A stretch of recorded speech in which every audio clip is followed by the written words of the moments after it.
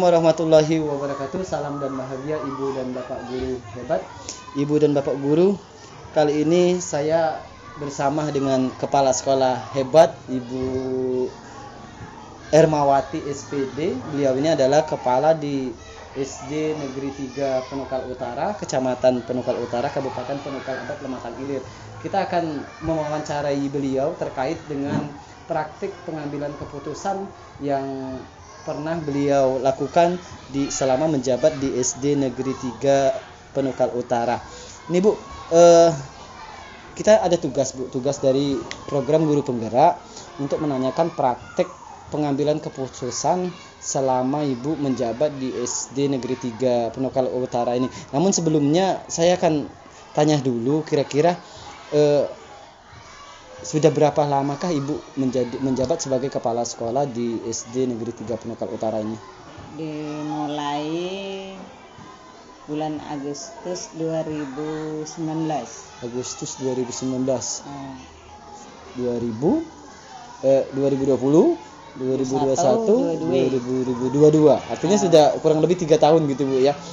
Nah, tentu selama Ibu menjabat ada dilema nih Ibu dalam menentukan keputusan. Kalau seandainya keputusan ini yang Ibu ambil di satu sisi yang ini baik, kemudian di satu sisi yang ini juga baik, atau permasalahan selama Ibu menjabat di SD Negeri 3 Penukal Utara ini. Adakah kira-kira Bu? Itu pas di mana-mana saja permasalahan itu pasti ada. Ada yang terlalu berat, ada yang ringan, atau biasa-biasa saja. Nah, kalau permasalahan yang buat Ibu dilema nih dalam memutuskan, kira-kira bisa diceritakan? Yang pertama, permasalahan yang barusan di sekolah kita, yaitu masalah pengangkatan guru P3K beberapa bulan yang lalu. Nah, di antaranya guru-guru kita ini untuk melengkapi pemberkasan itu seharusnya ada jam, ada kelas.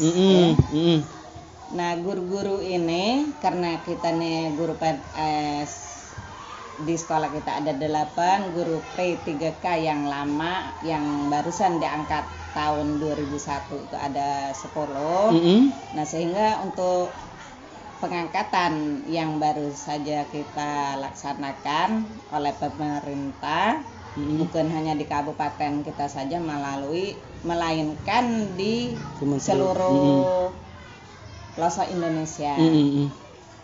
Nah, sesuatu yang perlu dilengkapi administrasi. Contohnya yaitu ada salah satu guru atau 2 guru yang tidak ada kelas. Guru yang tidak ada kelas gitu Bu ya? Nah, kebijakan guru ini dia mengambil kebijakan sendiri tanpa diketahui oleh kepala sekolah, yaitu pengambilan kelas atau pembagian kelas. Jadi guru-guru itu membentuk kelas sendiri tanpa pengetahuan kepala sekolah. Waktu itu apa yang Ibu lakukan ketika mengetahui ada guru-guru yang seperti itu? Ya, setelah kita ketahui, kita panggil guru tersebut itu bagaimana atau apa yang dilakukan, sehingga guru tersebut bercerita untuk melengkapi administrasi, di dalam melengkapi untuk administrasi guru P3K supaya bisa ya berjalan nantinya. Pasti ketika sangat itu Ibu dilema ya, di satu sisi guru itu adalah guru di SD Negeri Penukal Utara yang mungkin sudah lama mengabdi dan tentu saja sudah banyak sekali jasa yang telah mereka lakukan. Di satu sisi mereka melakukan kesalahan yang katakanlah fatal karena mereka mengubah data Dapodik gitu Bu ya? Mengubah data Dapodik tanpa konfirmasi kepada kepala sekolah. Keputusan yang Ibu ambil saat itu kira-kira bisa diceritakan Bu? Nah, kami tidak mengambil keputusan sendiri.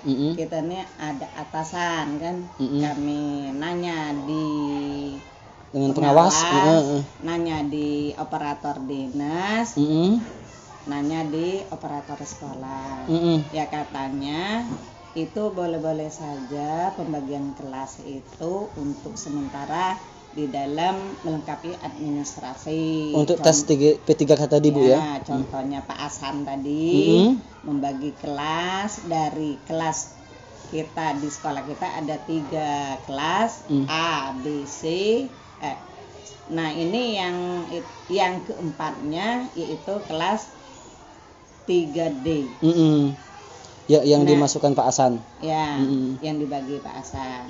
Jadi kami nanya langsung, itu pun setelah seminggu sesudah itu ada surat dari dinas di bagian GTK dikatakannya ya boleh untuk melengkapi administrasi asalkan di depodik itu harus dirubah. Seperti itu agar mereka bisa ikut terdaftar mendaftarkan diri untuk menjadi P3K gitu Bu ya. Ini kalau di guru penggerak itu Bu, kita ada 2 macam dilema nih. Ada dilema etika, kemudian ada bujukan moral. Nah, selama Ibu menjabat kepala sekolah nih, pernah tidak Ibu mengetahui tentang hal-hal tersebut, tentang dilema etika dan bujukan moral? Atau pernah membaca gitu atau belum tahu? Ya belum, sekolah kita ya selain itu pun ya boleh dikatakan tidak ada masalah yang berat-berat soal dengan ya guru murid itu biasa-biasa saja. Jadi gini, karena Ibu belum tahu tentang dilema etika nih dengan bujukan moral, kira-kira jika ada masalah praktek pengambilan keputusan yang sering Ibu lakukan, kira-kira bisa digambarkan bagaimana gitu Bu? Nah, kalau di sekolah kita ada masalah, bagi kami tidak mengambil keputusan langsung, kita atas musyawarah atau kerjasama dengan guru-guru musyawarah. Ya tidak mengambil keputusan sendiri gitu ya. Selalu ya kerjasama dengan guru-guru yang ada di sekolah. Mungkin di samping itu Ibu tadi pernah menyampaikan bahwasanya Ibu berkoordinasi dengan atasan gitu ya. Dengan atasan. Dalam hal ini mungkin pengawas maksud Ibu. Ya. Pengawas dan mungkin dari Dinas Pendidikan Kabupaten Pali gitu Bu ya. Kemudian adakah faktor-faktor lain nih selain musyawarah dengan rekan guru, kemudian Ibu berkoordinasi dengan pengawas sebagai atasan yang membantu Ibu selama ini dalam memutuskan permasalahan atau dilema etika dan bujukan moral yang terjadi di SD Negeri 3 Penukal Utara ini Bu? Faktor lain selain rapat tadi, selain dengan koordinasi dengan kepala pengawas gitu. Ya kita langsung kalau terhadap guru kita langsung panggil yang bersangkutan dan itu diberikan pengarahan katakanlah bimbingan gitu Bu ya, agar mereka mengetahui kesalahannya kemudian dan bisa memperbaiki gitu Bu ya.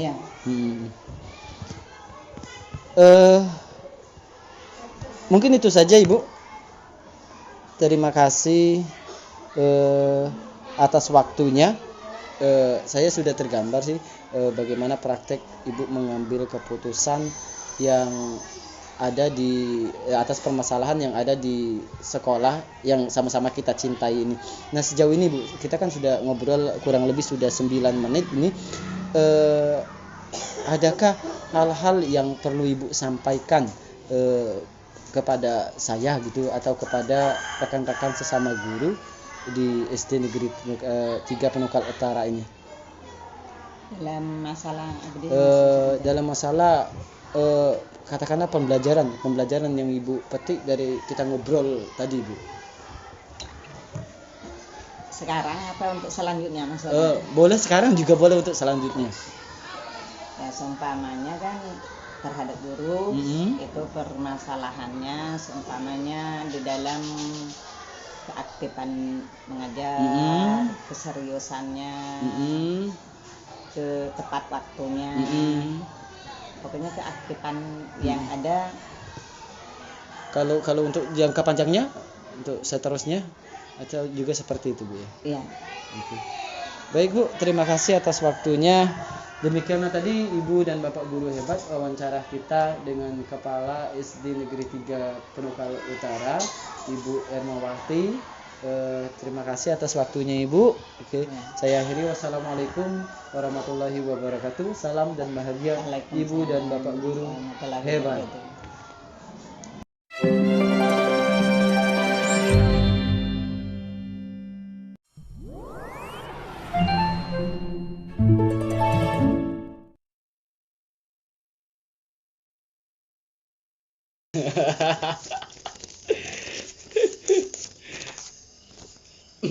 Salam dan bahagia Ibu dan Bapak guru hebat, Ibu dan Bapak guru.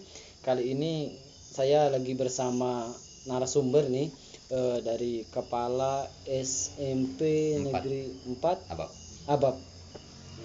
Beliau ini menjabat kurang lebih sudah berapa tahun kah?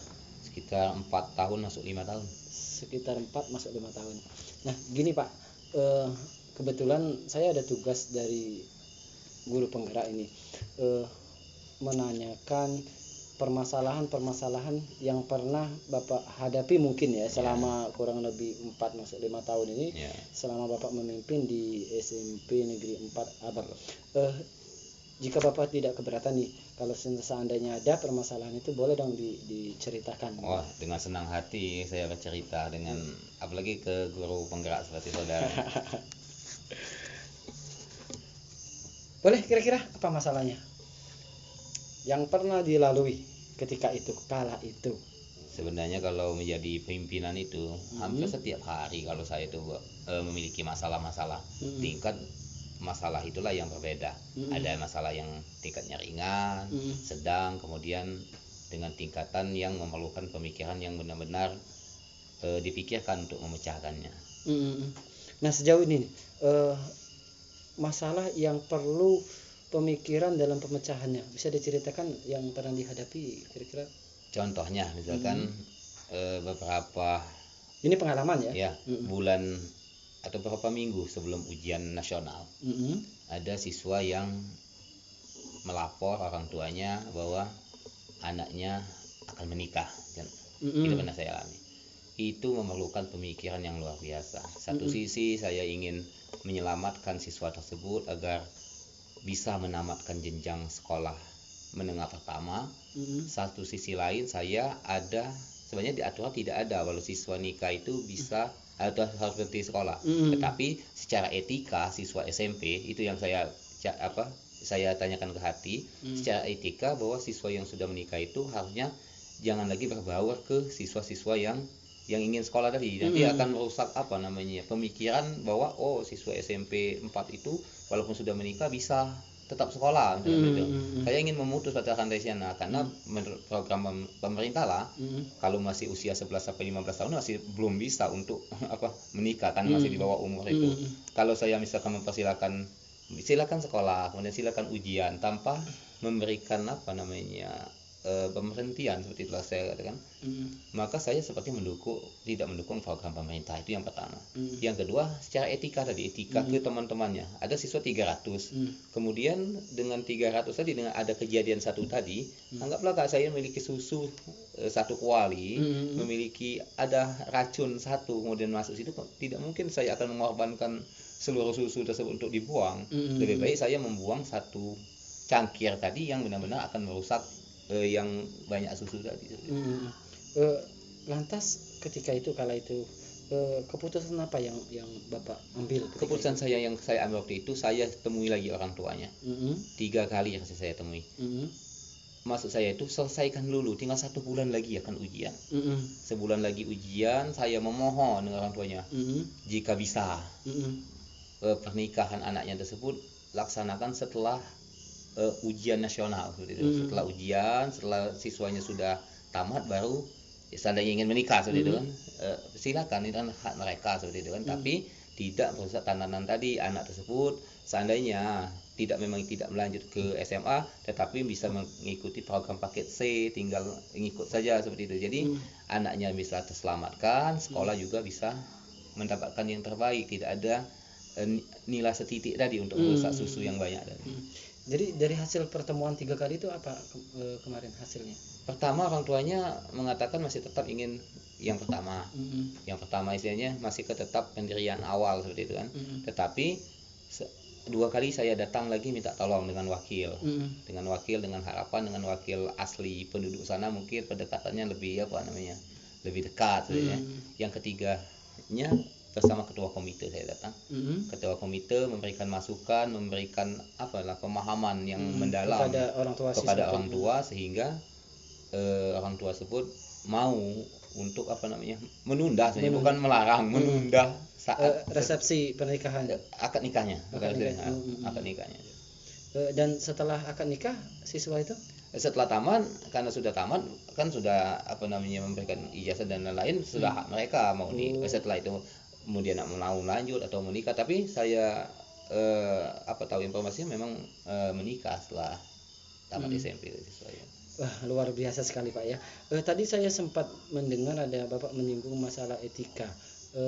Di guru penggerak ini ada kami sekarang berada di modul 3.1 di mana kami lagi mempelajari dilema etika, di mana dilema itu ada dua jenis, ada dilema etika dan bujukan moral. Apakah Bapak pernah mempelajari atau pernah mengetahui tentang hal tersebut? Pernah. Kalau secara garis besarnya saja, tapi tidak paham sepenuhnya. Kalau misalkan dilema etika, bagaimana sesuatu itu ditanyakan dengan hati, tentang apakah ini nanti saya ambil ini memiliki etikanya benar atau salah. Kalau yang satunya lagi apa tadi? Bujukan moral. Bujukan moral itu bujukan dari samping-samping sini lakukan. Padahal kalau saya tahu salah mungkin itu nanti. Karena namanya saya bujukan seperti itu. Misalkan tetapi bujukan itu seolah-olah ingin menyelamatkan banyak orang, padahal keputusan itu belum tentu benar kalau yang bujukan moral itu, kalau menurut pandangan saya. Dan itu selalu Bapak lakukan ketika ada permasalahan seperti itu? Iya. Okay. Di samping dengan saya bantu dengan analisis SWOT sebenarnya kalau saya sebagai kepala sekolah. Kalau boleh tahu nih, selain saya baru tahunya di modul guru penggerak, ketika itu Bapak belajarnya di mana? Dilema etika dan bujukan moral. Dilema etika saya membaca di manajemen kepala sekolah. Memang saya membacanya, jujur saya kan masih pelaksana tugas seperti Bapak Bayu walaupun ditugaskan di sana. Tetapi manajemen kepala sekolah sudah saya baca dahulu. Karena walaupun istilahnya secara definitif misalkan belum diangkat definitif lah seperti itu, tapi paling tidak manajemen kepemimpinan kepala sekolah itu sudah harus dipahami, karena mau tidak mau tetap menjadi pimpinan di SMP Negeri 4 Sudah cukup Pak sebenarnya. Saya sudah mendapat intisari dari pembicaraan apa yang Bapak sampaikan. Ini satu lagi nih, dari hasil keputusan Bapak setelah itu ya, ada tidak langkah-langkah lain yang Bapak lakukan agar tidak terjadi lagi kasus seperti itu di SMP Negeri 4 Abab, dalam artian agar tidak terjadi anak menikah menikah dini. Gitu. Ada 2 hal yang saya lakukan. Yang pertama, saya mengubah tata tertib dan aturan sekolah. Karena jujur aturan sekolah itu belum ada di SMP 4 Abab. Karena agak langka sudah menikah mau masih tetap sekolah. Itu yang pertama. Yang kedua, karena di sekolah kami ada bimbingan konselor, bimbingan konseling dengan S1 BK, memang benar BK. Saya instruksikan atau saya perintahkan untuk memberikan bimbingan masalah pernikahan dini tadi. Walaupun anggap bullying dan lain-lain dibahas, tapi yang satu itu bahwa bagaimana bahwa pernikahan dini itu salah satu hal yang tidak dianjurkan, tidak boleh dilakukan oleh siswa apalagi sedang dalam keadaan sekolah. Terima kasih Pak atas waktunya, sudah tergambar sekali ya.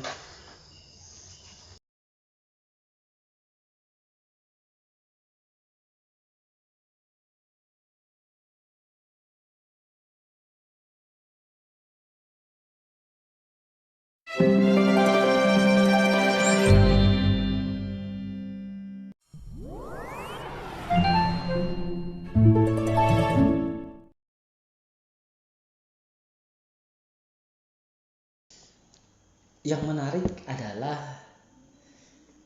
sebuah fakta bahwa sebagai pimpinan atau kepala sekolah pasti menemukan masalah yang berkaitan dengan dilema etika ataupun bujukan moral.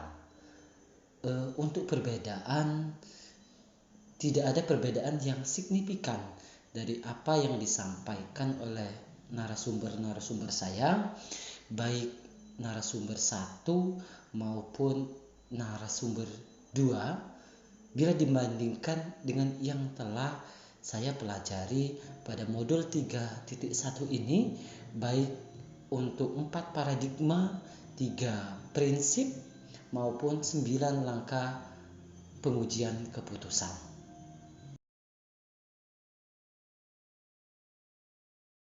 Dari narasumber 1, meskipun beliau belum mengetahui tentang dilema etika ataupun bujukan moral, namun pada praktik pengambilan keputusan yang beliau terapkan sudah ada unsur 4 paradigma, 3 prinsip, maupun 9 langkah pengujian. Hal yang paling menonjol dari narasumber 1 saya adalah bahwa dalam mengambil keputusan beliau senantiasa selalu berkoordinasi ataupun musyawarah dengan guru-gurunya yang ada di sekolah. Bahkan berkoordinasi dengan atasannya seperti pengawas sekolah maupun dinas-dinas terkait, dalam hal ini Dinas Pendidikan Kabupaten Penukal Abab Lamatang Ilir. Sedangkan pada narasumber 2 saya, beliau sudah mengetahui tentang dilema etika dan bujukan moral. Beliau sudah pernah mempelajari pada buku manajemen kepala sekolah. Nah, hal inilah menjadi modal utama beliau dalam menyelesaikan permasalahan-permasalahan yang ada, baik itu berhubungan dengan dilema etika maupun bujukan moral.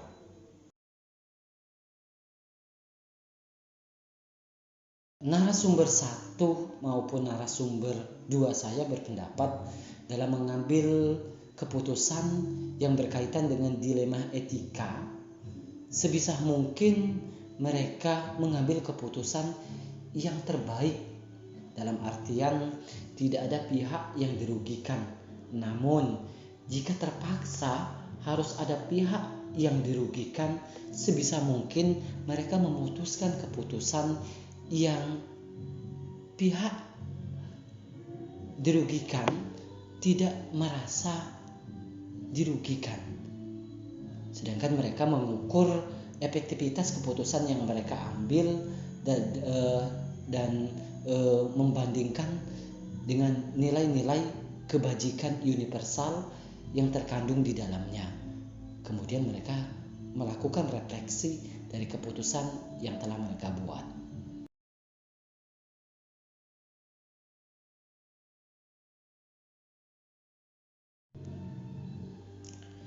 Jika saya dihadapkan pada sebuah permasalahan yang termasuk dilema etika, maka saya akan mencoba mengenali terlebih dahulu kategori permasalahan tersebut, apakah dikategorikan sebagai individu lawan individu, kemudian rasa keadilan lawan rasa kasihan, kemudian kebenaran lawan kesetiaan, atau jangka panjang lawan jangka pendek.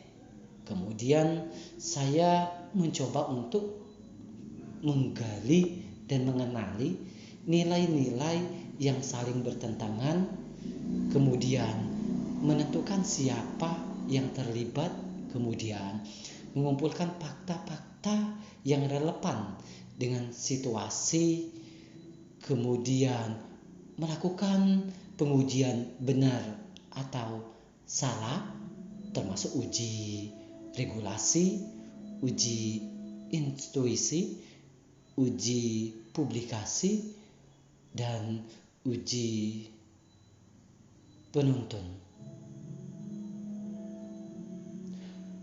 Nah, kemudian yang saya lakukan adalah yang lebih lanjut melakukan pengujian paradigma benar lawan benar. Kemudian melakukan resolusi, melakukan investigasi trilema, kemudian barulah saya membuat keputusan. Setelah itu saya melakukan refleksi atas keputusan yang telah saya buat. Saya merasa sangat bersyukur sekali mengikuti guru penggerak ini. Ilmu-ilmu yang saya pelajari di guru penggerak ini sangat terasa sekali manfaatnya bagi diri saya pribadi.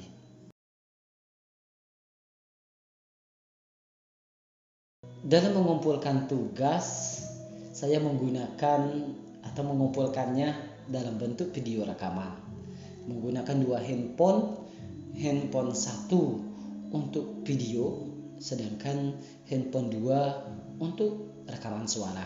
Kemudian saya melakukan pengeditan agar siapapun yang menonton dapat memahami video yang saya sampaikan. Dan sedikit memberikan deskripsi pada daftar tugas, checklist, refleksi, wawancara, agar apa yang saya sampaikan dapat diterima dengan jelas.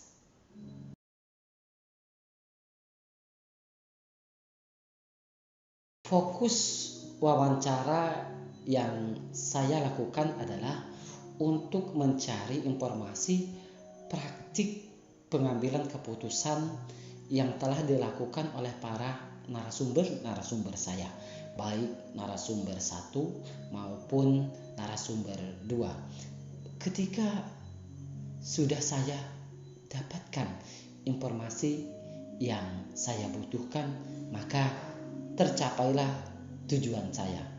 Namun pada proses pengeditan ada bagian-bagian video yang saya cut untuk efektivitas waktu dan durasi video. Demikianlah tadi refleksi saya atas tugas demonstrasi kontekstual modul 3.1 Pendidikan Guru Penggerak angkatan 6 dari Kabupaten Penukal Abab, Pematang Ilir. Salam dan bahagia Ibu dan Bapak guru hebat.